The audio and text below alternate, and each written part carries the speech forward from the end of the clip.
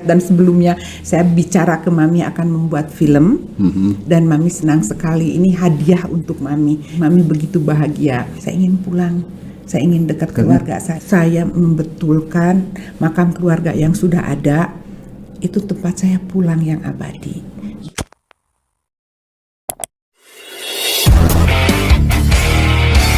Jumpa lagi dalam podcast Apa Kabar .news. Teman-teman, kali ini Apa Kabar .news menghadirkan tokoh perempuan luar biasa, tokoh Sunda tapi yang reputasinya internasional, dikenal sebagai art dealer ya, art dealer perempuan pertama di Indonesia, lahir di Indonesia, orang Sunda tapi langlang buana di seluruh dunia sebagai art dealer dan pernah punya art gallery di Prancis. Dan saya perkenalkan, beliau adalah Teh Jais Darga. Apa kabar Teh? Ya, salam. Salam. Sanes kieu Sunda mah. Berhubung menuju pandemi. Oh iya, mohon. Apa kabar Teh? Damang. Ya, iya. Kita campur aja lah. Iya. Bahasa Indonesia, bahasa Sunda. Karena kita mau orang Sunda kadang-kadang nyeletuk. Betul. Teh, ini kan publik dan media massa akhir-akhir ini kan tiba-tiba, apalagi yang membahas hasanah budaya, semacam dikejutkan lah dengan ada film namanya Nana ya. Betul. Kemudian bahasa Inggrisnya Before, Now, and Then. Itu menceritakan riwayat Ibu Nana Sunani, betul. Ibunda Teteh ya. Nah, tapi sebelum kita membahas film, saya ingin banyak memperkenalkan Teteh dulu kepada publik Sunda gitunya. Nah, Teteh ini sebagai orang Sunda yang jarambah, wanian, bagaimana Teh sebetulnya Teteh bisa melanglang buana seperti itu? Tapi boleh saya koreksi, mungkin bukan art dealer pertama Indonesia, tapi perempuan ya Indonesia. Tapi maksud saya yang internasional. Mungkin sebelum saya, mungkin ada yang buka-buka galeri sebagai art dealer di Indonesia. Tapi yang untuk internasional, itu.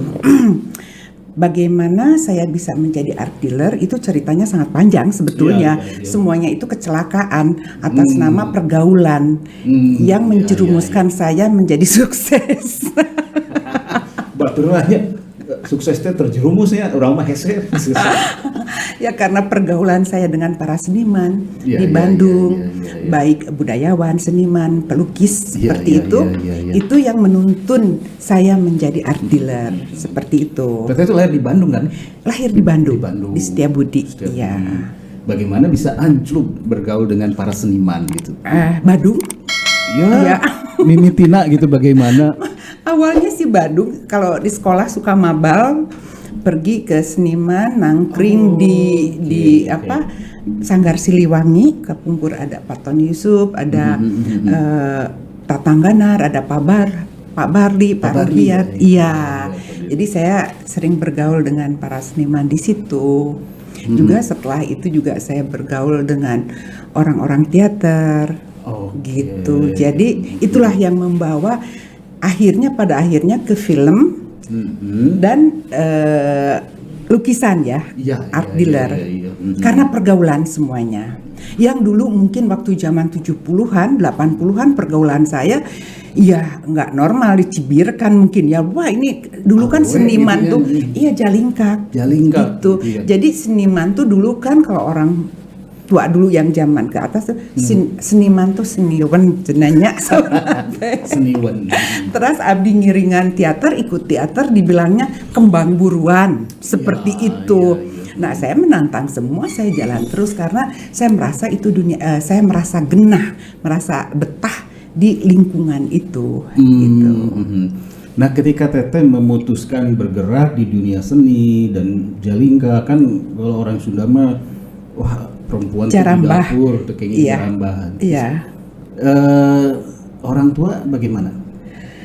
Waktu Mami sih nggak pernah berkomentar ya, selalu mendoakan yang terbaik.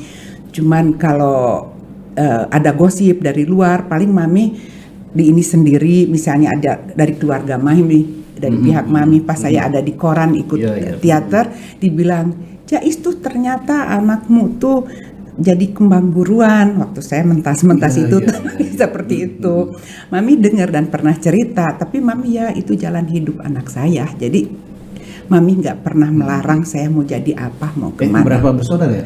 Saya dari satu ayah itu 6. Jadi Pak Darga itu 6. Tapi kalau ibu sebapak, Pak Darga dengan Ibunda Nana, itu kita berempat. Saya kebetulan nomor 3.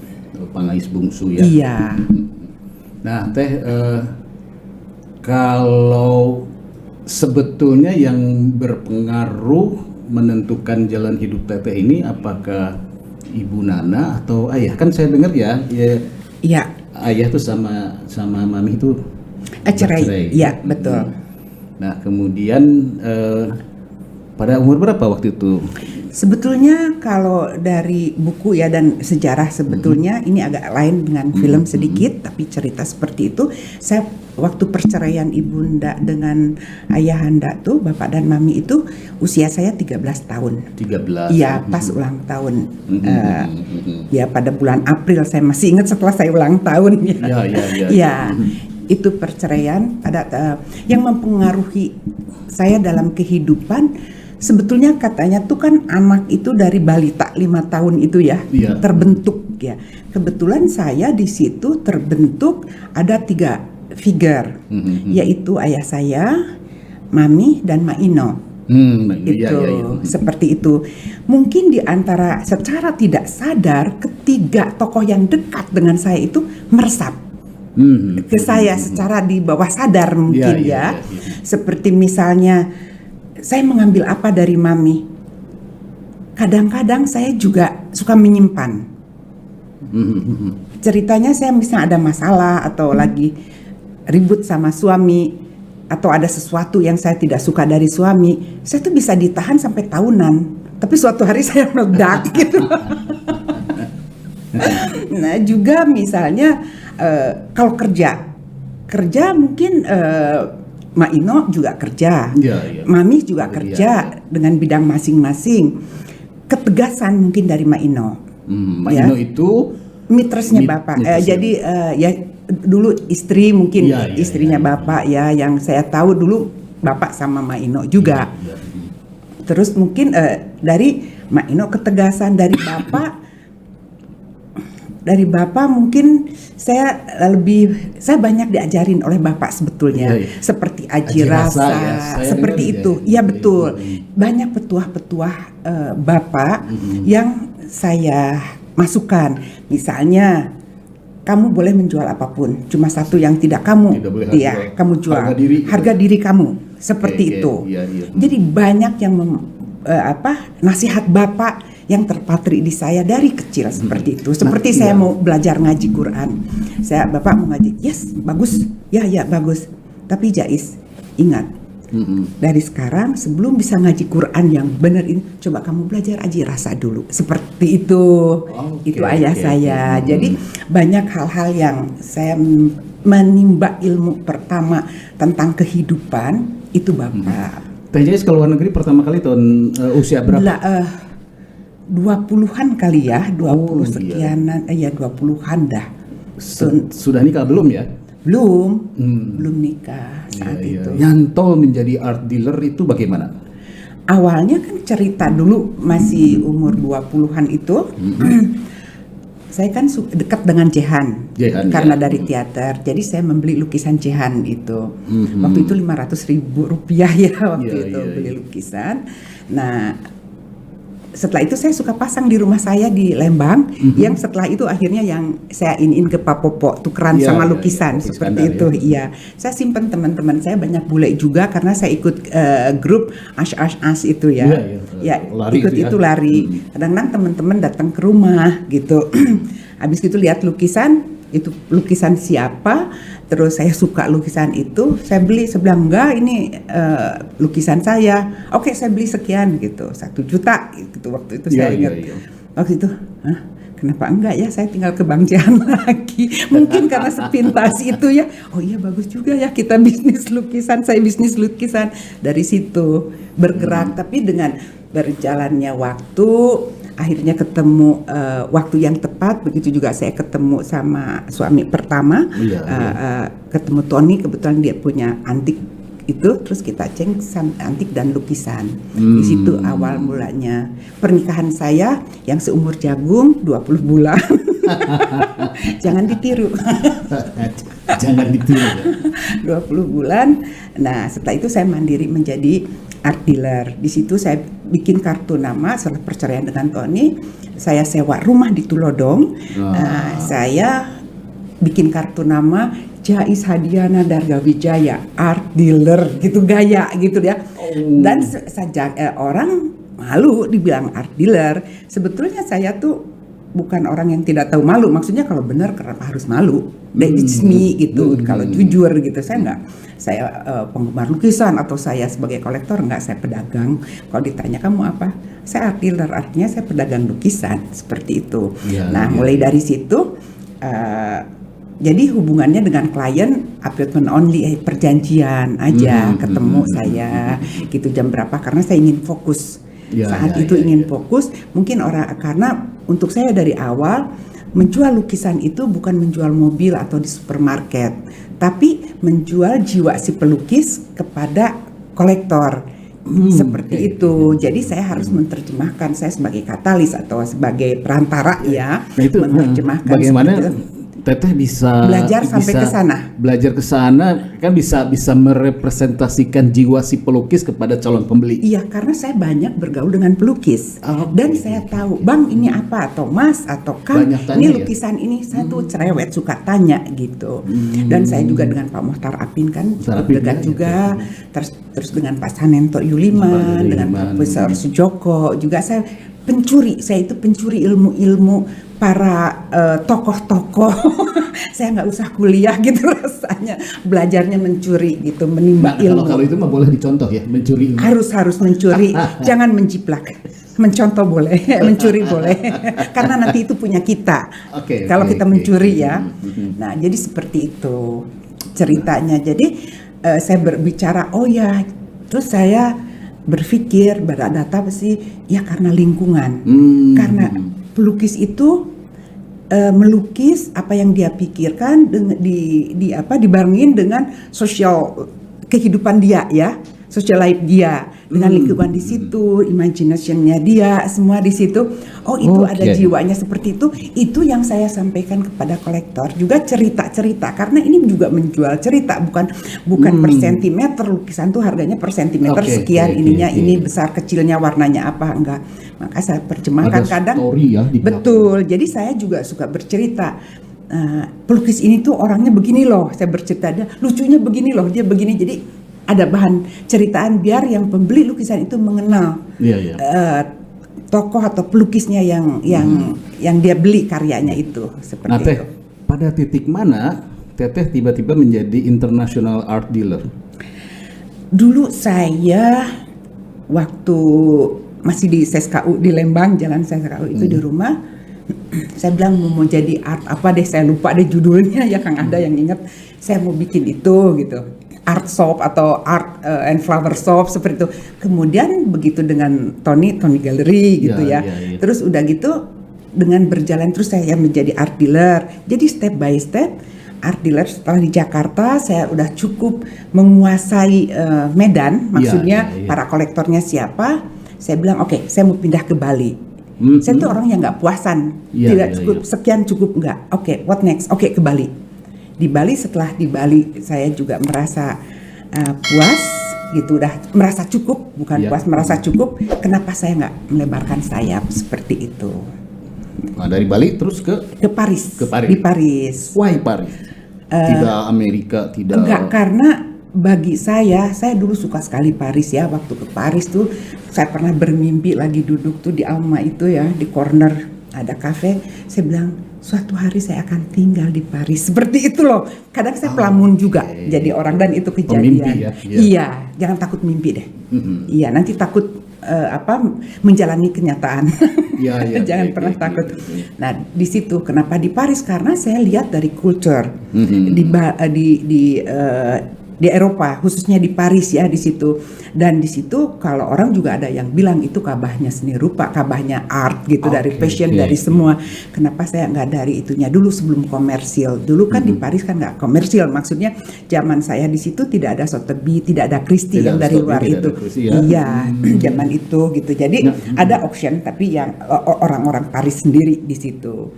Jadi di Paris tuh yang dulu tuh kan terkenalnya art for art gitu kan. Art for art, ya, seni untuk seni. Iya, gitu kan. Jadi bagaimanapun saya harus ada basic di situ. Selain komersilnya, setelah itu ya ke Amerika, ke sana sini gitu. Seperti itu.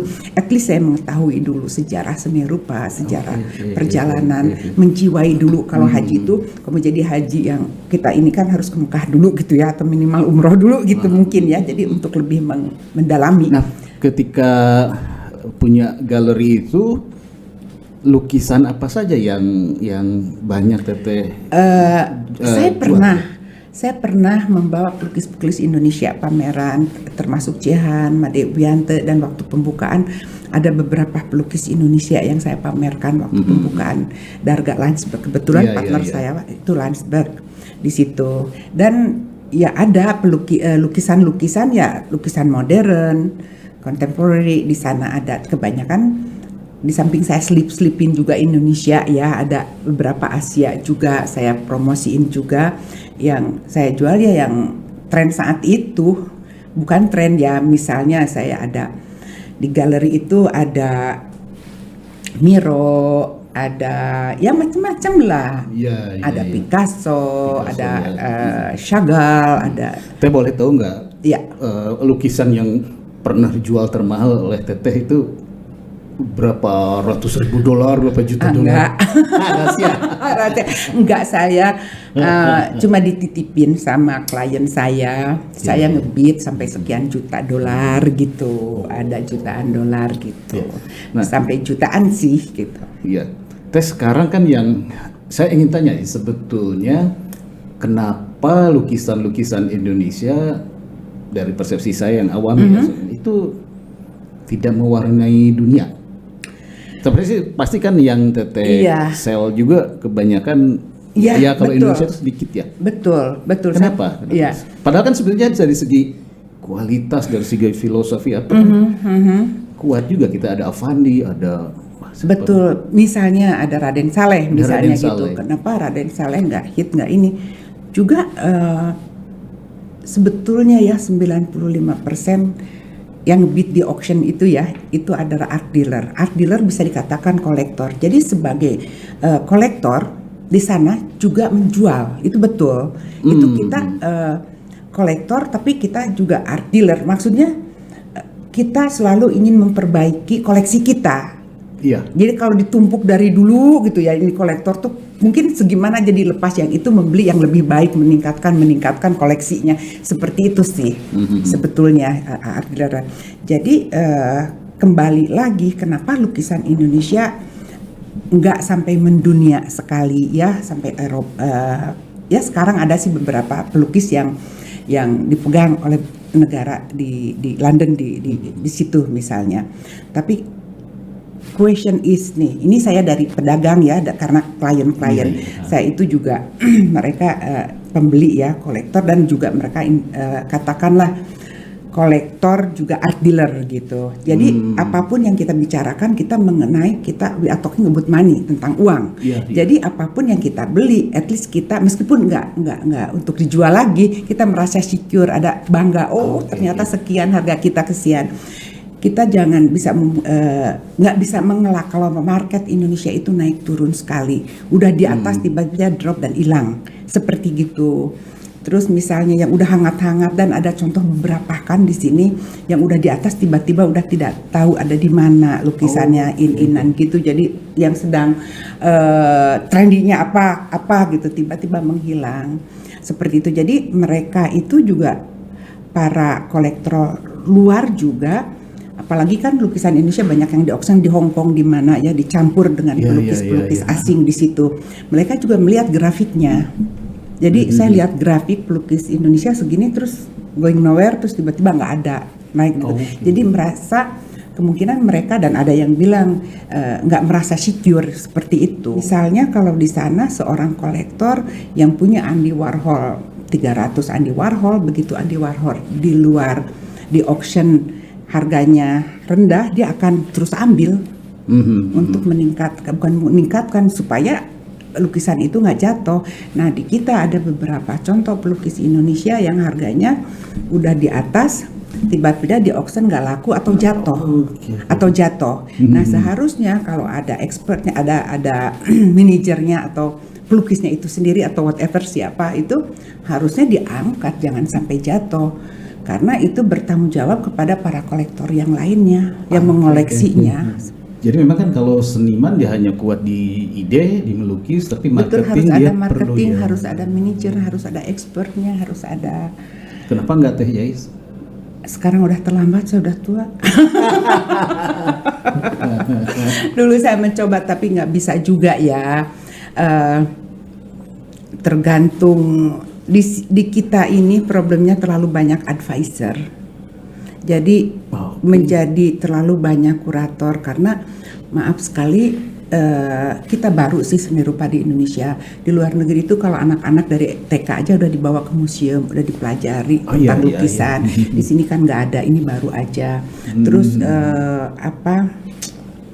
fondasinya juga sebetulnya belum kuat. Terus knowledge, mohon maaf juga, pengetahuan kolektor itu cuma ikut-ikutan. Bapak Anu beli ini, ikut beli ini, Bapak tanpa dia dari dasar, dari apa seperti itu. Jadi itu wajar aja, masih lengkah halu lah ya. Mungkin jadi kalau orang-orang kaya di Indonesia membeli lukisan itu sekadar status ya? Mungkin karena suka. Kayak saya selalu ini, kenapa saya dulu selalu bilang yuk kita appointment only, janji. Saya kasih tahu. Jadi kalau saya ngasih advice, belilah yang suka dulu. Gitu. Kan orang misalnya seperti bayi yang baru, dia nggak suka beef stick dong ya, pasti sukanya masih bubur, biskuit. Ya kita kasih biskuit, tapi yang enak, biskuitnya yang bagus, yang berkualitas. Setelah itu kan bertahap dia akan bisa makan lainnya seperti anak, seperti itu. Jadi harus ada knowledge, ada art dealer bukan hanya menjual aja, tapi dikasihlah bekal gitu. Itu yang saya terapkan dulu waktu saya di Jakarta, waktu saya di Tulodong. Nah Teh, jalan untuk menjadi international art dealer itu berdarah-darah ya pasti ya. Artinya apa sih? Pukulan gitu loh. Aduh banyak sekali di sana kan. Kalau saya nenteng lukisan kan nggak ada tukang. Di sini kan gampang ya. Kadang-kadang saya harus nenteng sendiri. Terus kalau jalan dari satu negara ke negara lain dengan bawa beberapa koper, maklum perempuan juga ya. Habis gitu ya nggak ada porter, nggak ada dia nggak ada yang bantu-bantu, jadi sekarang harus teng-teng. Yang dikatakan berat mungkin karena Asia. Apakah kamu merasa berat? Kamu orang Asia dan perempuan janda beranak satu, gitu ya. Tapi bagi saya jalanin aja. Justru di situ saya memperlihatkan taring saya, siapa saya. Memang gitu. Kalau misalkan Asia janda anak satu kelihatan susah gitu. Itu ngaruh nggak kepada marketing gitu ya? Ini mah orang Asia, art dealernya yang jual. Iya mungkin juga, mungkin dari awalnya kalau kita tidak punya knowledge ya. Kalau kalau kita hanya menjual aja tapi tidak, kita punya uang misalnya, tapi nggak tahu apa yang kita beli. Orang juga ngetawain kita, misalnya kita punya karena perempuan, terus merasa wajahnya eksotik. Orang sana juga apa yang ini, makanya kita di samping punya uang juga harus punya knowledge. Di samping knowledge juga harus ada uang. Jadi kita ada berhubungan gitu. Saya harus kita harus bisa menempatkan diri di luar negeri itu, waktu di Eropa dimanapun ya, untuk saya perempuan orang Asia. Seperti saya misalnya pertama auction Pajang Auction di Paris, saya tinggal di Chorseng di situ yang hotelnya seperti itu. Keluar modal dong saya harus gitu ya. Terus orang jadi tahu, terus saya ngebit lukisan, jadi dia juga melirik, ini siapa, ini orang Asia, nggak bisa sembarangan. Kita juga seperti itu, saya ngangkat dulu diri saya gitu loh di situ. Jadi harus bikin dulu orang untuk melirik kita. Gitu. Ada keberanian di situ. Ya, Dan kalau ditanya misal kenapa kamu membeli lukisan itu, how you know ini pelukis Prancis yang ini, ya saya baca dia babak-babak dan sejarahnya saya pelajari dulu. Ya kembali dalam suatu apapun kita sebelum perang harus tahu lokasi perang di mana, senjata kita siap nggak gitu, apa yang musuh punya senjatanya apa gitu. Nah kita harus siap seperti itu. Begitu juga sebagai artiler dalam kehidupan juga sebetulnya seperti itu ya. Nah, sebagai perempuan Indonesia, perempuan Sunda bertarung di Eropa dan di dunia, kembali kepada filosofi ayahanda sama ibu, ini nyambungnya di mana? Spirit apa sih yang dari Ibu Nana, dari ayahanda sehingga seperti itu, keberanian seperti itu. Di bawah sadar saya. Ya punten ya, sebenarnya kan Teteh seorang broken home yang biasanya stigmanya. Betul. Oke, saya begini melihat mami meskipun dikatakan Raden tapi dari kampung datang ke ini tetap aja kan masih seperti itu. Tapi melihat mami memperlihatkan ke bapak bagaimana mami sukses mengelola tanah bapak yang terbengkalai. Oh sih. Seperti itu. Mungkin di bawah sadar saya meresap itu. Di Setiabudi di Lembang, tanah bapak tuh di mana-mana kan. Ya agak sedikit terkenal tuan tanahnya seperti itu ya Pak Darga. Nah, di situ mami memperlihatkan kemampuan dia. Perempuan dari kampung mengelola tanah bapak dalam bidang pertanian ya. Sawah semua dia bagaimana caranya sampai dia yang ingat katanya ada pinjam bibit dari engkau siapa dari itu. Mungkin secara tidak sadar saya melihat mami seperti itu. Ya itu mungkin di bawah sadar saya, mungkin anak itu udah meresap kali ya apa yang mami kerjaan.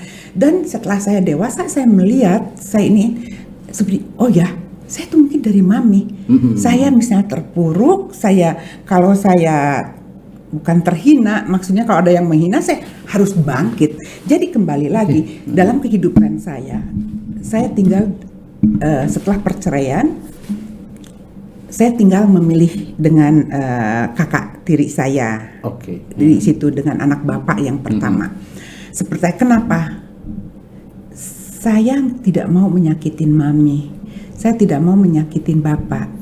Dan dua-duanya itu menyayangi saya gitu, dan saya amat sangat dekat dengan bapak. Nah makanya saya pilih di tengah-tengah.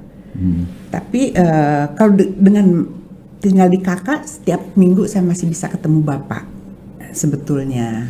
Kalau diukur misalkan siapa yang paling berkesan mendalam, yang paling ini antara Pak Darga dengan mami? Jujur, bapak. Saya very close. Saya SMA masih suka tidur sama bapak ya. Karena yang paling dalam saya itu dari kecil dibawa-bawa sama bapak sampai saya kenal dengan Mak Ino dan saya dimanja oleh Mak Ino. Saya malah waktu kecil saya kayak musuhan sama mami karena saya posesif. Jadi saya harus bobo tuh sama bapak. Jadi mami tuh sampai punya ranjang sendiri di kamar yang sama seperti itu. Yang paling berat untuk saya ada kehilangan ayah. Yang meninggal? Iya, usia saya 16 tahun. Karena saya ingin berbuat sesuatu untuk ayah gitu loh, untuk bapak lihat nih anak kesayangan bapak saya berhasil, karena dari kecil saya tuh selalu cita-cita gitu ya, selalu mau jadi apa. Meskipun waktu ayah saya ingat Jais kalau nanti cita-cita mau jadi apa, saya ingin jadi pramugari. Kenapa? Saya ingin keliling dunia seperti itu. Oke. Tapi ini kan ada buku ya, Jais Darga Namaku, di mana tulisan buku ini kayak karya Ada Imran, di mana ini sebenarnya biografi Ya, novel biografinya saya. Tapi kesan kuatnya di sini lebih banyak soal Mami ya. Yang di bab pertama ya. Yang bab pertama. Iya, itu Mami. Jadi cerita tentang Mami, bagaimana saya itu, bagaimanapun Mami mempengaruhi. Saya sayang sama Mami. Saya dekat, yang saya masih ingat bagaimana yang terkenang dengan Mami waktu Mami nyanyi Mending itu loh, yang Mending, yang itu ya. Saya ingat itu sampai saya mungkin 5-6 tahunan saya itu. Dan saya juga lagi kecil, saya masih ingat Mami dimarahin oleh kerabatnya Pak Darga. Gitu saya peluk Mami, kainnya saya dipeluk-peluk seperti ini gitu. Itu juga salah satu kenangan ya yang ada di kepala saya. Jasa Mami sangat banyak. Mungkin awalnya karena kasihan. Ada rasa kasihan kalau ke Mami. Saya mencintai Mami. Saya kasihan ke Mami. Saya menyayang, saya cinta Bapak karena saya cinta Bapak. Seperti itu ya. Mungkin ada. Kalau sekarang saya udah besar ya, tapi saya begitu ingin. Yang membuat saya ingin sukses juga ini karena saya melihat waktu kecil perlakuan Mami dari keluarga Bapak. Dan bagaimana yang saya dengar juga, yang ya gosip-gosip bicara soal Mami, sampai di situ saya sembahyang. Saya ingat SMP saya sembahyang setelah perceraian Mami. Saya minta ke Tuhan, sembahyang itu harusnya kalau zuhur ya zuhur aja gitu ya. Saya di situ malah, Tuhan saya ingin kaya. Saya ingin kaya dari kerja saya untuk mengangkat harkat derajat Mami. Biografi tadi yang diceritakan itu tiba-tiba menjelma menjadi buku ini. Bagaimana sampai bertemu dengan Hada Imran gitu? Ya, itu. Dan kenapa itu harus dituliskan gitu?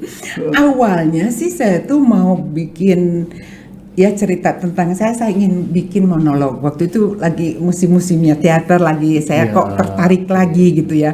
Saya rindu berteater, rindu lah gitu. Saya bilang saya ingin bikin monolog dari salah satu cerita kehidupan saya gitu. Awalnya dengan Ada, bisa nggak bikin monolog? Iya, bertemulah dengan Ada dalam rangka saya tuh sebagai salah satu pembicara waktu mau ada Bandung Biennale. Ya itu ada Heridim, ada semua ya. Itu kebetulan dia moderator. Gitu, berbicara lah.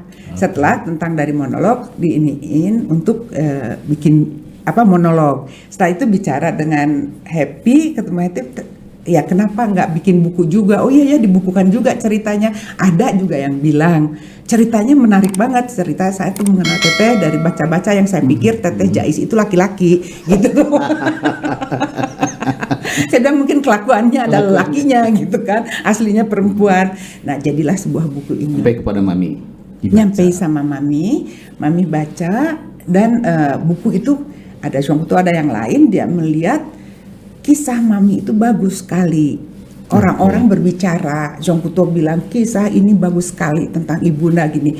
Terus ada temen juga yang di luar negeri ya, yang dia bisa bahasa Indonesia, orang Prancis, ini bagus sekali katanya cerita tentang Mami. Karena banyak yang bercerita tentang itu, kenapa saya nggak difilmkan dalam ini saya gitu, dalam pikiran saya. Terus saya ngomong sama Happy, kayaknya saya ingin ini berkelanjutan, ya kenapa nggak difilmkan? Asalnya kan mau monolog aja gitu di salah satu bab ini. Terus setelah itu kenapa nggak difilmkan tuh, salah satunya awalnya masih draft itu Zhongguo baca.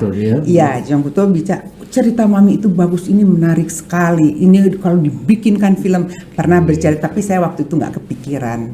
Nah setelah kepikiran filmnya sangat yakin akan bikin, setelah saya bicara dengan Happy, ngobrol-ngobrol dengan Happy Salma, ya jadilah kita film.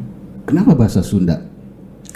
Nah saya sebagai produser eksekutif, saya percayakan kepada Kamila Dini dan Kang Ada, ya dia ibunya Sunda, ada darah Jawanya, tapi dia ini setelah itu yang sampai Sunda itu dialog antara Hada Imran dengan Kamila Dini. Akhirnya bersepakatlah memakai bahasa Sunda, dan saya senang sekali Saya bahagia sekali karena belum ada orang Indonesia yang membuat film Sunda, Tapi khususnya kan kalau orang misal- Sunda Kalau membuat film Sunda Sunda. nanti sieun teu laku gitu kan, ini ceritanya ingin Loh, sekarang gini, orang Indonesia yang nggak bisa bahasa Inggris atau bahasa apa gitu, nonton film Korea hanya pakai tag aja berduyung-duyung. Oke, Betul nggak? iya. Sampai di kampung-kampung nonton film Korea, Iya, itu tidak berbahasa Indonesia, tapi bahasa Korea. Kenapa kita bahasa Iya. Sunda nggak bisa gitu loh? kan ada film teksnya berbahasa Indonesia. Sunda pertama itu Lutung Kasarung tahun 28. Dan Belanda ya yang Tapi itu bikin. Belanda yang bikin. Iya. Jadi film Nana ini adalah film bahasa Sunda berbahasa Sunda pertama yang dibikin oleh orang Indonesia. Oke. Kebayang nggak sulitnya seperti apa? Karena bintang-bintangnya kan Betul, tidak ada yang Tidak ya kecuali Sunda. Happy Si ya Happy ya, dan yang Rike lain, ya, ya, Rike. Sunda. Iya. Yang lainnya tuh nggak ada. Maksudnya bukan orang Sunda, yaitu karena ada tokoh-tokoh Sunda yang mengawal. yang dengan suka hati, dengan penuh dedikasi untuk Sundanya menggait. Ada Budi Rianto, ya Kang Darpan. Darpan, Iya. Darpan ya. Iya, berkat para ahli Sunda di sini, dan saya sangat berterima kasih sekali kepada tokoh Sunda yang selama pembuatan film ini membimbing dengan sabar para pemain, termasuk apalagi Laura Basuki. Laura Basuki, Yang ya kita bahagia mendapatkan ini ya Silver Bird dari situ. Dan dia sama sekali tidak bicara Sunda, tapi begitu pasifnya dengan lentur yang bagus dan kostum tubuh yang indah yang pas gitu. Dia karena dia bukan Sunda. Begitu juga Arswendi yang total bukan orang Sunda. Dia bisa mendalami sekali. Kebetulan saya ada bagian saya sedikit di situ. Saya orang Sunda sekali, orang Sunda, tapi untuk lentur, untuk logatnya misalnya pondok, ya kedah panjang, tak iya nu kedah ditekenkeun, sesah sepisan eta teh. Gitu. Kita aja orang Sunda ya merasa susah, apalagi yang bukan orang Sunda gitu, yang sehari-hari nggak. Jadi ini penuh perjuangan. Tapi pekerjaan film Before Now and Then di Indonesianya film Nana ini karena dikerjakan dengan penuh cinta dan kekeluargaan, kami merasa saling memiliki ini film. Ya, alhamdulillah hasilnya sangat bagus. Film dan ini kan saya dibikin puas. 2018 Ya. ketika ekonomi sedang sulit. Ya. Kemudian kita kena COVID. Ya. Tidak ada hambatan, nggak ada yang kena COVID, terus nggak susah uangnya. Alhamdulillah semuanya berkat Tuhan dan juga doa Mami. Ya, kita bagaimanapun saya percaya Mami dari sana melihat, dan sebelumnya saya bicara ke Mami akan membuat film, dan Mami senang sekali. Ini hadiah untuk Mami karena saya waktu membuat bilang ke Mami saya akan memberikan hadiah, mau membuat film tentang cerita Mami. Mami begitu bahagia, ya, dia terharu sekali, nuhun gitu ya. Terus Mami gimana filmnya, Jais akan buat ini hadiah untuk Mami. Teburung sukses, teburung melanglang buana cenah, kata teu bakal eta film teh cenah teh mendunia. Mami tuh sampai bicara gitu, padahal saya tuh membuat padahal bukan belum untuk jadi ya. Belum jadi, dan saya pun tidak ada untuk komersil atau untuk supaya laku di pasaran, enggak. Saya siapkan uang setelah saya punya niat untuk membuat film ini, berarti saya sisihkan ini kado untuk Mami. Tidak pernah saya ganggu gugat uang itu dalam keadaan apapun itu ada. Karena saya udah beriktikat, saya ingin membuat sesuatu kado untuk Mami. Dan ternyata film ini selesai dan Mami keburu meninggal. Tapi sempat dulu wawancara dengan Kamila Dini, dengan Iva gitu. Itu terakhir di situ. Menyesal nggak teh? Film belum jadi tapi Mami sudah pergi. Saya yakin Mami melihat kok. Saya tahu. Saya sampai waktu di Berlin, Mami kita di sini. Oh ya, ini film tiba-tiba dapat penghargaan di Berlin, kemudian Laura Basuki juga Iya, yang dapat penghargaan ya. Iya, betul. Ceritanya bagaimana? Ini ya kita di Indonesia belum tahu nih, sampai saya wawancara Tete juga sekarang belum nonton. Sebetulnya udah ada deh di koran kayaknya. Ya, koran kan.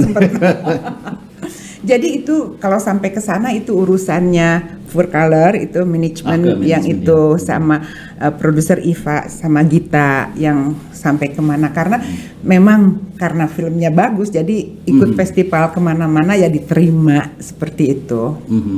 Ya itu makanya untuk saya juga ini suatu kejutan dan saya berterima kasih sekali kepada Kamila Dini, pada Ipa, pada Happy yang jadi Nana, terus apalagi sama Kang Ahda. Karena cikal bakal ini film ini adalah dari buku. Jadi kenapa nggak didedikasikan juga buat Bapak?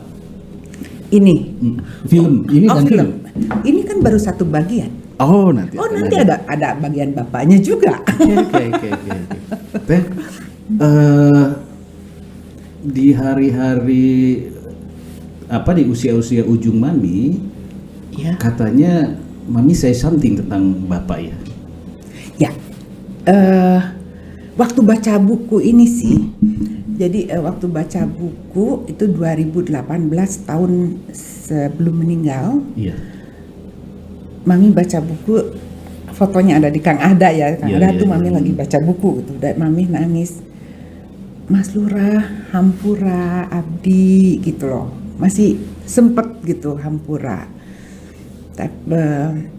tapi Mami sebelum ada buku juga setelah usia 80 sekianan saya pernah bertanya kepada Mami punten pisan gitu ya. Suatu hari kita semua orang akan dipanggil oleh Sang Khalid. Kalau suatu hari Mami dipanggil pulang, Mami mau di mana dimakamkan? Karena kan ada Pak Icang. Udah meninggal juga. Terus ada Bapak. Apa Mami mau dengan Pak Icang atau di mana? Saya serahkan. Pak Icang itu suami Mami. Suami Mami yang pertama ya, gitu. Yang kembali lagi. Iya. Ke Pak Icang. Jawaban Mami, Jais Mami ingin di samping Bapak Darga. Oke. In the end kembali lagi. Ternyata dengan Pak Darga di situ juga saya berpikir, Mami meninggalkan Bapak. Terus setelah itu, setelah Mami sendiri, Pak Icangnya udah meninggal, Mami ingin rumah di dekat makam di situ, karena Mami ingin berpulang dan disandingkan di makamnya dampingan dengan Bapak. Seperti itu, saya berpikir di situ, apakah hati kecilnya Mami itu sangat menyayangi Bapak? Dan saya yakin Mami sangat menyayangi.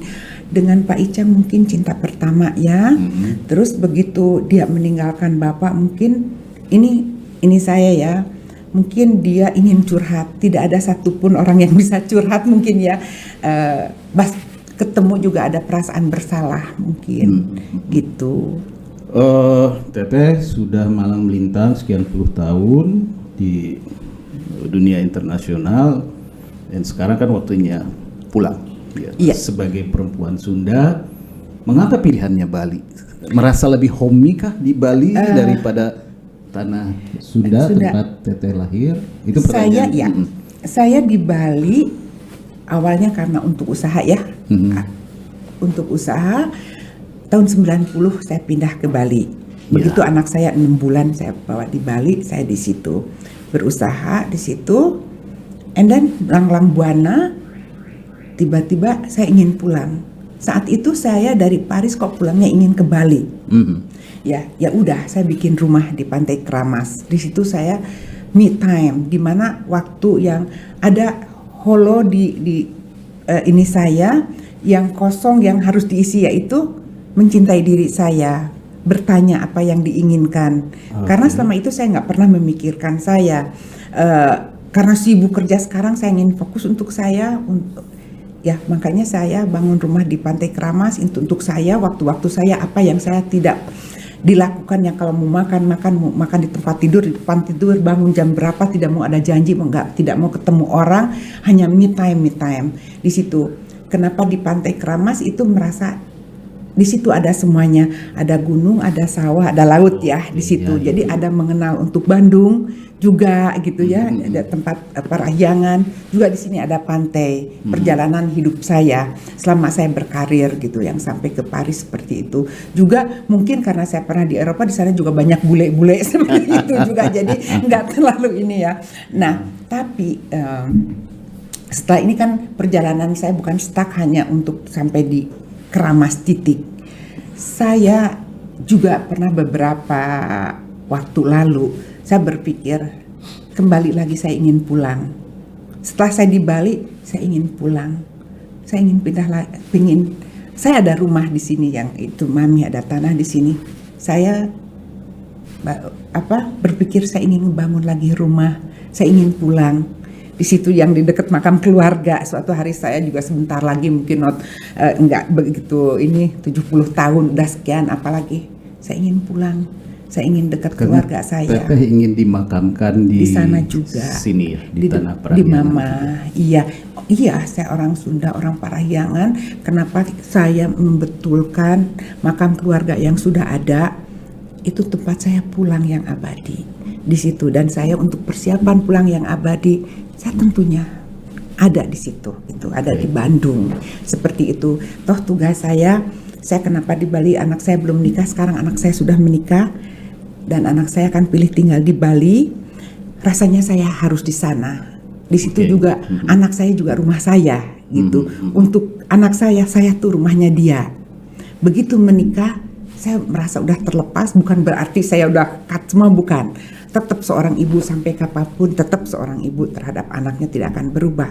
Tapi sekarang merasa udah plong, anak saya udah menikah, jadi saya ya waktunya suatu saat saya pindah lagi, pulang ke Bandung hari tua bersama keluarga saya, lingkungan Bandung, mungkin dengan kesibukan perempuan-perempuan Sunda apa yang dilakukan, malah ngobrol tadi dengan anak saya mau punya kolam ikan, mau punya tanaman sayuran, saya ingin pakai baju kebaya yang Sunda, yang zaman baheula saya masih ingat tuh pakai kebaya putih ya, itunya sarung.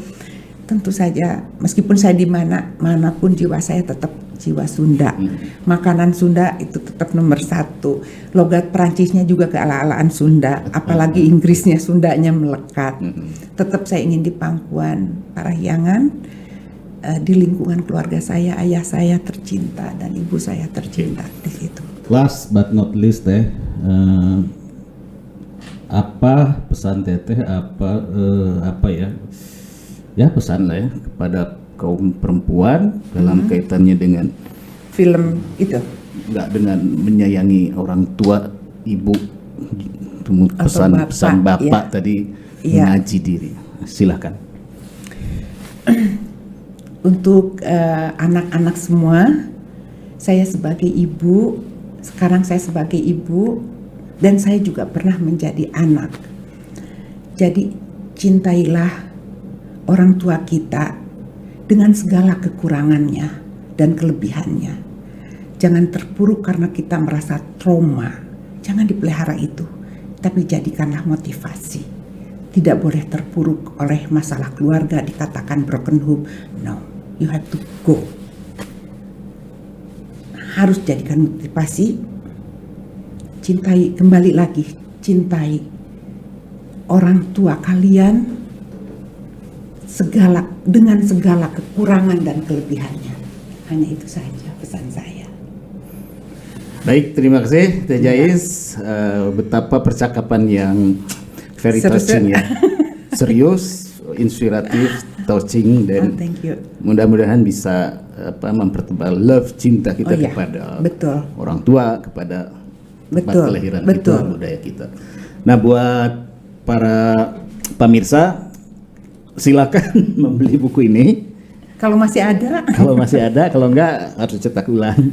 Dan nonton filmnya. Ini judulnya Nana, tapi bahasa Inggrisnya adalah Before, Now and Then. Ya.